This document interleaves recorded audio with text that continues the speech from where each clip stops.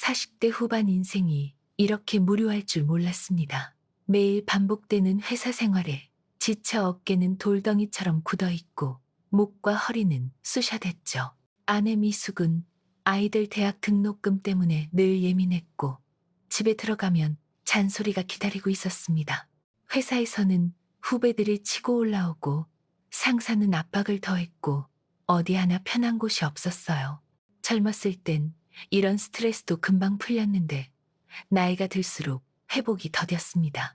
그날도 야근을 마치고 집으로 향하던 길, 시계를 보니 밤 10시가 훌쩍 넘어 있었습니다. 지하철역 앞 번화가를 지나는데 네온 사인이 눈에 들어왔죠. H.E.L링 메시지. 평소 같으면 그냥 지나쳤을 텐데 그날은 한계였습니다.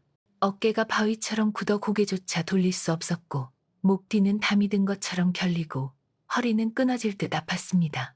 팔까지 저려 펜을 쥐기도 힘들었으니까요. 혼자 중얼거리며 문을 밀고 들어갔습니다. 은은한 아로마 향과 잔잔한 음악이 흘러나오는 아늑한 공간. 따뜻한 조명이 마음까지 누그러뜨렸죠.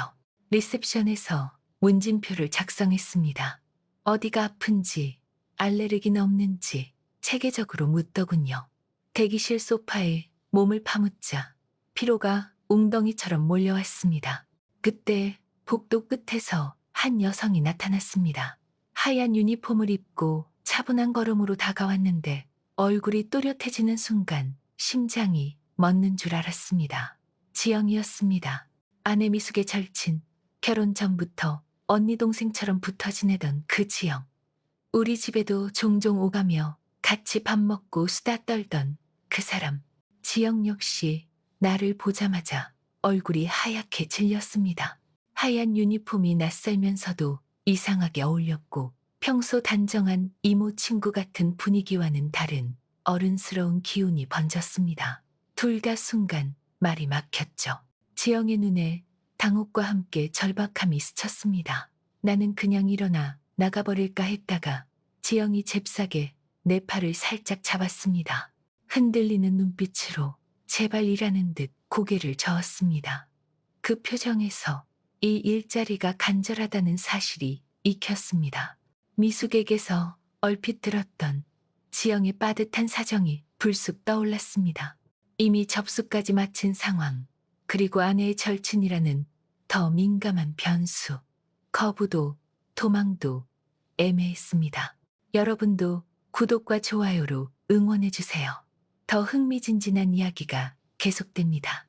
지영이 안내한 곳은 조용한 개인실이었습니다.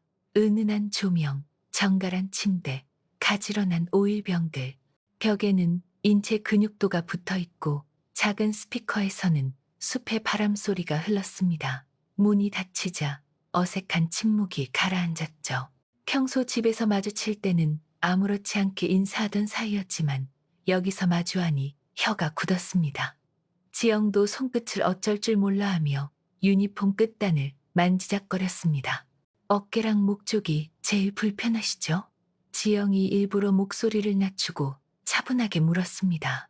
어디가 제일 아픈지, 평소 운동은 하는지, 스트레스는 어떤지. 말은 프로 같았지만 손끝이 아주 미세하게 떨렸습니다. 나 역시 심장이 요동치고 입안이 바짝 말랐습니다. 가운으로 갈아입고 엎드려 주세요. 턱은 쿠션에 살짝요. 지영이 벽 쪽으로 돌아섰습니다.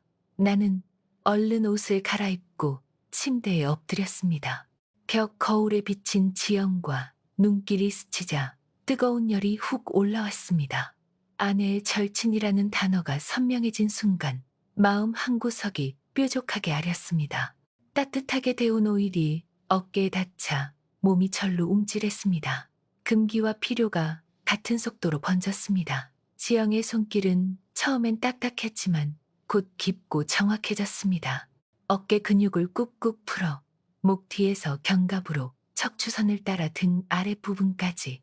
분명 전문적인 터치였는데 그 사이사이로 설명할 수 없는 전류가 흐르듯 스며들었습니다. 굳어있던 근육이 하나씩 풀리니 오랫동안 잊었던 시원함이 밀려왔습니다. 말없이 10분쯤 지났을까요?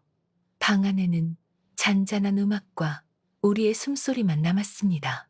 지영의 숨이 조금 가빠지는 게 느껴졌고 내 몸에도 묘한 열기가 돌았습니다.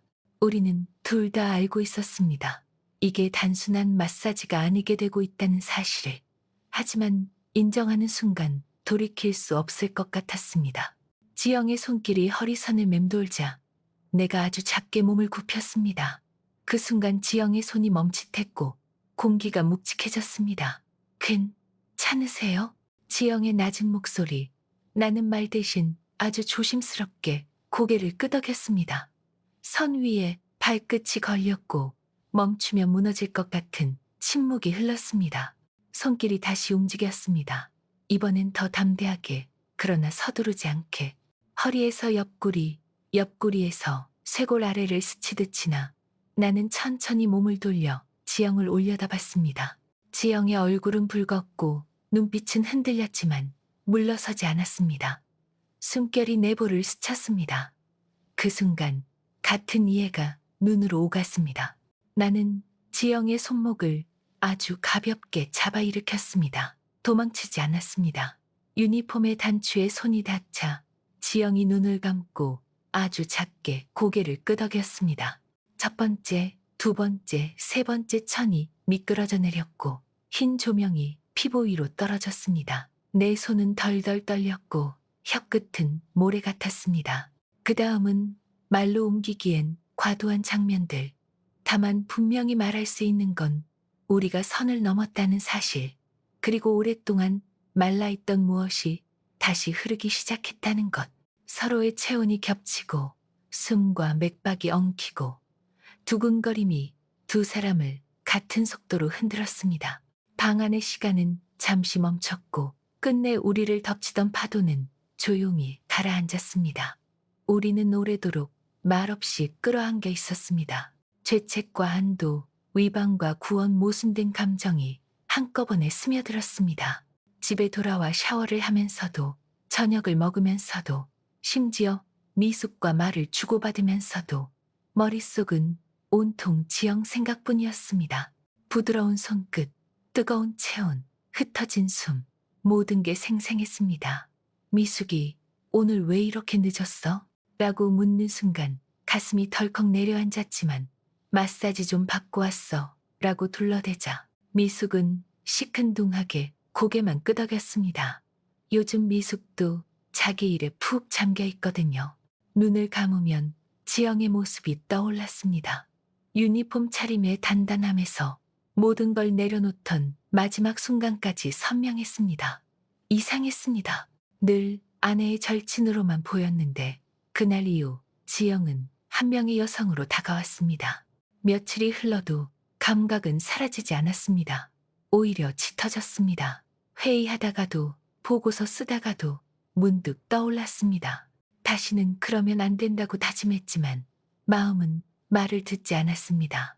어깨는 다시 뻐근해졌고 목도 당겼습니다. 핑계라면 핑계였지만 몸 상태가 나빴던 것도 사실이었습니다. 야근을 마치고 나온 어느 밤 발걸음이 저절로 그 네온 사인 쪽으로 향했습니다. 문 앞에서 한참을 망설이다가 결국 들어섰습니다. 리셉션 직원이 담당자 지정을 원하시나요? 라고 물었고 나는 그냥 가능한 분으로라고 했습니다. 가슴은 터질 듯 뛰었습니다. 지영이 올까? 아니면 다른 사람일까? 복도 끝에서 나타났습니다. 지영. 놀람이 스친 뒤 금방 평정을 되찾았지만 눈빛에는 반가움이 분명했습니다. 우리는 일주일 전과 같은 방으로 들어갔습니다. 같은 조명, 같은 향, 같은 음악. 하지만 분위기는 완전히 달랐습니다. 이제 서로를 알고 있었으니까요. 다시 오셨네요. 지영이 낮게 웃었습니다. 며칠 내내 생각이 나서 나도 솔직하게 답했습니다. 지영의 볼이 붉어졌고 저도요. 라는 고백이 따라왔습니다. 이러면 안 된다는 걸 누구보다 잘 알면서도 이미 늦었습니다. 지영의 손이 내 어깨에 닿는 순간 일주일 전의 전기가 다시 흘렀습니다. 그날 우리는 마사지라는 겉옷을 서서히 벗겨냈습니다. 핑계도 구실도 사라졌습니다. 다만 한 가지의 진실, 서로에게 끌린다는 사실만 남았습니다. 이번에는 지영이 더 적극적이었고 나는 더 솔직했습니다. 더 오래, 더 깊이. 그러나 여전히 말없이 우리는 또 한 번 밤의 가장자리까지 갔다가 돌아왔습니다. 숨을 고르고 이불 위에서 짧은 대화를 나누며 우리는 알았습니다. 돌이킬 수 없게 되었다는 걸. 그날 이후 내 삶에는 새로운 패턴이 생겼습니다. 일주일에 한두 번 지영을 만나러 가는 것. 처음엔 죄책감 때문에 망설였지만 점점 자연스러워졌습니다. 스스로를 합리화했습니다. 어차피 집에서도 아무도 나를 보지 않아. 난 그저 버티고 있을 뿐이야. 지영도 마찬가지였겠죠. 나를 보면 반가워했고 헤어질 때면 아쉬워했습니다. 우리는 규칙을 만들었습니다. 밖에서는 만나지 않기, 연락은 최소한으로, 집에서는 평소처럼. 그 합의는 우리를 지탱하는 마지막 장치였습니다. 개인실 문이 닫히는 순간 우리는 연인이 되었습니다. 지영은 마사지사가 아니었고 나는 고객이 아니었습니다. 그저 서로를 원하는 남자와 여자. 우리는 서로의 리듬을 배웠고 어느 숨결에서 마음이 무너지는지, 어느 말끝에서 눈빛이 흔들리는지 알게 됐습니다. 친밀함이 끝난 뒤에는 짧은 대화도 했습니다. 왜 이 일을 시작했는지, 생활은 어떤지. 지영은 조용히 말했습니다. 아이들 교육비랑 생활비가 겹쳐서 다른 선택지가 없었어요. 낯선 남자들의 몸을 다루는 일이 처음엔 너무 힘들었다고도 했습니다. 하지만 지금은 나름의 보람도 느낀다고. 다만 가족들에게는 말할 수 없어 가장 어렵다고. 나도 털어놓았습니다. 회사의 스트레스, 집안의 공기, 아내와의 멀어진 거리. 말이 쌓이자 마음이 더 가까워졌습니다. 하지만 시간은 늘 제한돼 있었습니다. 너무 오래 머물면 의심을 살 테니까요. 우리는 늘 정해진 시간에 헤어졌고 그 짧은 시간만큼은 서로의 피난처가 되었습니다. 위험하다는 걸 알면서도 만남은 계속됐습니다. 불안은 오히려 자극이 됐습니다. 금지된 사랑의 달콤함, 그 표현 말고는 달리 설명할 말이 없었습니다. 봄이 지나고 여름이 왔고 여름이 가고 가을이 찾아왔습니다. 계절이 3번 바뀌어도 우리의 관계는 변하지 않았습니다. 오히려 깊어졌습니다. 그리고 그날이 왔습니다. 미숙이 말했습니다. 이번 주 토요일에 지영이 우리 집에 와. 점심 먹고 수다 좀 떨자고 했어. 피가 싸늘해졌습니다. 세 사람, 나와 미숙, 그리고 지영. 그 누구도 네 번째는 없었습니다. 피할 수 없는 가장 위험한 식탁. 토요일, 현관문이 열리고 지영이 들어섰습니다. 평소 집에 놀러 올 때처럼 단정한 원피스, 소박한 미소. 하지만 내 심장은 귀미까지 뛰었습니다. 미숙은 환하게 반겼습니다. 지영아, 어서 와. 네가 좋아하는 나물도 했어. 지영은 언니 고마워요 라며 다정하게 웃었고 나는 그저 어색한 인사를 건넸습니다. 세 사람의 아주 평범한 점심상. 그러나 내게는 전혀 평범하지 않았습니다. 식탁이 차려지고 세 사람이 둘러앉았습니다. 미숙이 기분 좋게 잔을 들며 말했습니다. 오랜만에 여유 있네. 건배. 우리는 잔을 부딪혔습니다. 대화는 평범하게 흘렀습니다. 회사 얘기, 아이들 얘기, 건강 얘기. 그런데 반찬을 건네주는 순간 지영의 손끝이 내 손등을 스쳤습니다. 소름 같기도 전류 같기도 한 감각이 번쩍 지나갔습니다. 지영도 느꼈겠죠.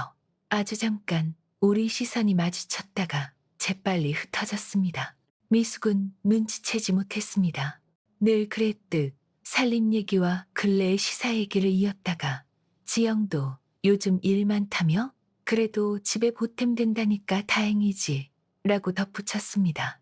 그 말에 가슴이 철렁했습니다. 아내의 절친이자 나의 비밀. 미숙의 무심한 한마디가 목덜미를 서늘하게 훑었습니다. 지영은 응, 그럭저럭이라며 웃었고 나는 물을 들이켰습니다. 젓가락을 드는 손이 분명히 떨렸습니다. 잠시 후 지영이 반찬을 더 가져오겠다며 주방으로 갔고 미숙은 화장실에 다녀오겠다며 일어섰습니다. 거실에는 나와 지영, 단둘. 지영이 싱크대 앞에서 아주 낮게 물었습니다. 괜찮아요? 말이 목에 걸렸습니다. 나는 고개를 아주 작게 끄덕였습니다. 버틸 수 있어요. 지영도 미세하게 웃었습니다. 우리의 암호였습니다. 다시 셋이 마주 앉아 표면은 다시 평온으로 돌아갔습니다. 그러나 밑바닥엔 여전히 긴장감이 흘렀습니다. 미숙이 요즘 지영 표정이 좋아졌다?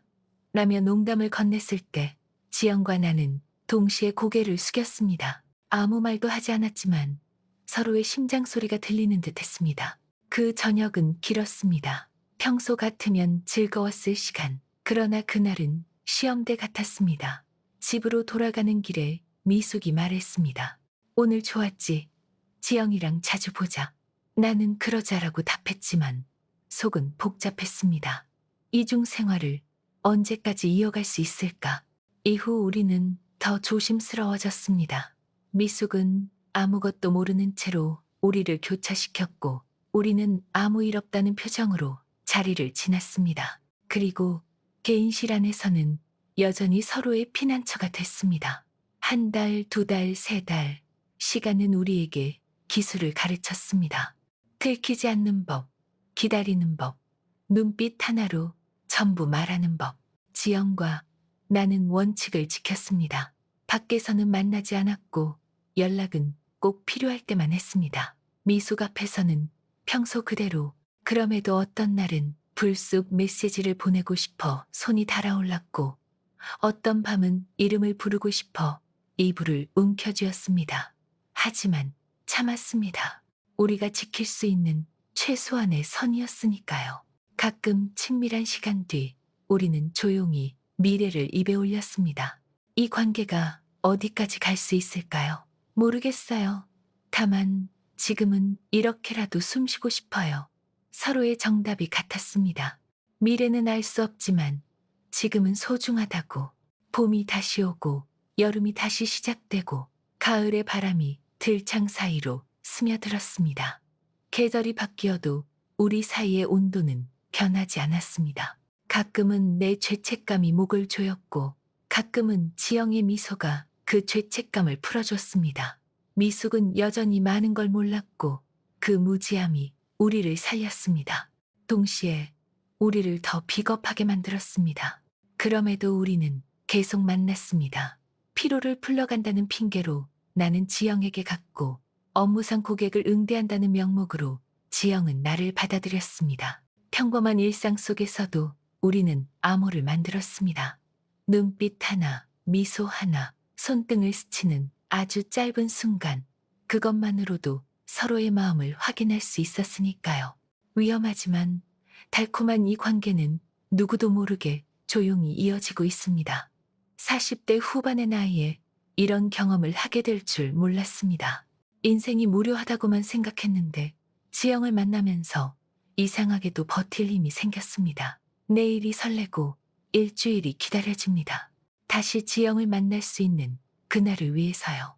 여러분도 이런 은밀하고 자극적인 이야기가 재미있으셨나요?